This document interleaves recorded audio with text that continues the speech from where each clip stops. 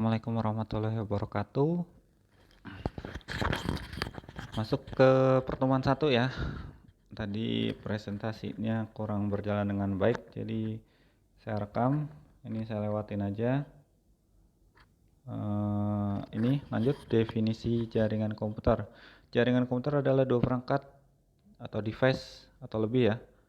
Dua perangkat. Perangkat ini nama lainnya adalah device atau lebih yang saling terhubung melalui media transmisi dan bisa saling berkomunikasi atau pengiriman data. Ini gambarannya, device-nya ada laptop, PC, smartphone ya kan. Media transmisinya ada kabel, melalui kabel nih yang terhubung dengan switch atau router ya kan. Lalu ada media transmisi berupa kabel non wireless. Ini perangkat akhir atau end device yang tadi berupa laptop, smartphone, printer, segala macam ya yang bisa terhubung dengan internet. Terus ada perangkat perantara ya, yaitu intermediary device seperti hub, switch, access point, dan router. Nanti di pertemuan yang akan datang kita akan membahas apa bedanya hub, switch, access point, dan router. Kemudian media transmisinya ada kabel atau nirkabel, kabel berupa copper atau fiber optik, dan kabel berupa wireless. Apa sih end device? End device merupakan perangkat yang menjadi pengirim atau penerima data, menjadi sumber atau tujuan data, menjadi penghubung interface antara pengguna dengan jaringan komputer. Jadi kalau nggak ada end device ini ya percuma, nggak bisa ditampilkan gitu. Contohnya smartphone, laptop, personal komputer, tablet, dan komputer server. Sedangkan intermediary device merupakan perantara antara end device atau intermediary device lainnya. Jadi bisa antara end device atau melalui perantara intermediary device lainnya. Misalkan switch ya kan, baru hub, baru end device bisa aja gitu. Kalau jaringannya dibentuk dengan secara luas. Lalu intermediary device adalah perantara pengiriman data dari sumber ke tujuan data. Perangkat terkonfigurasi untuk pengelolaan jaringan seperti keamanan, bandwidth, virtualan, dan lain-lain. Contohnya yang tadi ya, switch, router, hub, access point. Media transmisi berupa kabel jaringan inti tembaga. Ada 3 ya, unseal, seal, dan coaxial cable.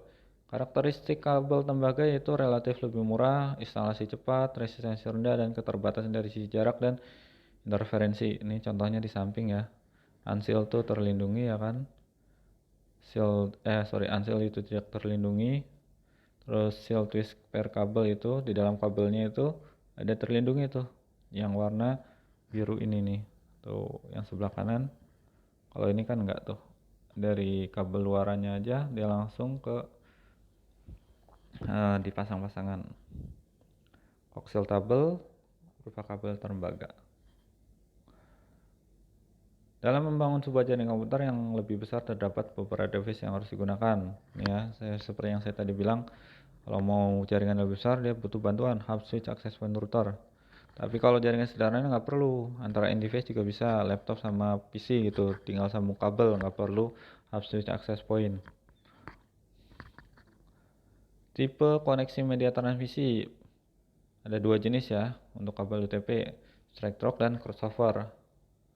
Kemudian standar kabel UTP-nya ada TIA, IEEE, terus tipenya tadi roll over, crossover, dan straight through ya.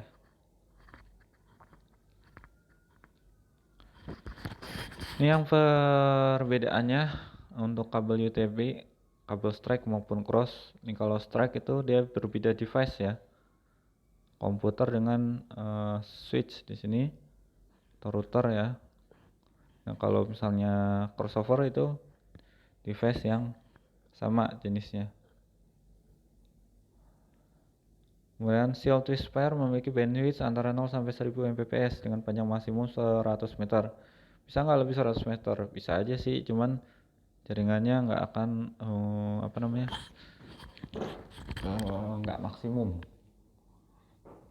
Karena kan dia perantaranya listrik ya. Kemudian yang tadi ya, rollover untuk converter DB9.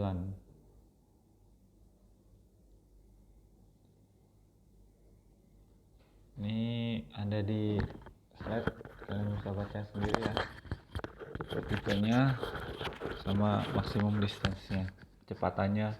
Ini situ pengaruh untuk kecepatan ya. Lalu selain kabel tembaga, kita ada kabel fiber optik. Fiber optik biasanya untuk mentransmisikan data dengan jarak yang lebih jauh.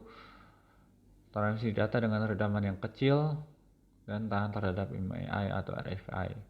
Biasanya kalau ke fiber optik, kalau di setting nih sama provider ya, dia tes dulu tuh redamannya.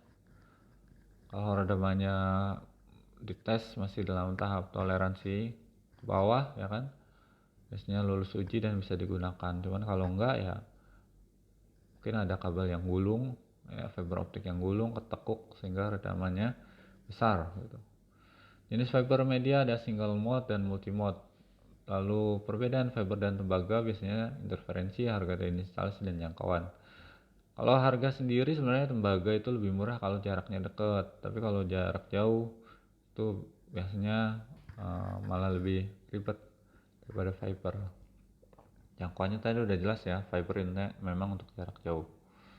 Sifat media wireless menggunakan frekuensi radio, jenisnya ada Wi-Fi, Bluetooth, WiMAX. Wireless LAN biasanya menggunakan wireless access point dan wireless network adapter atau NIC.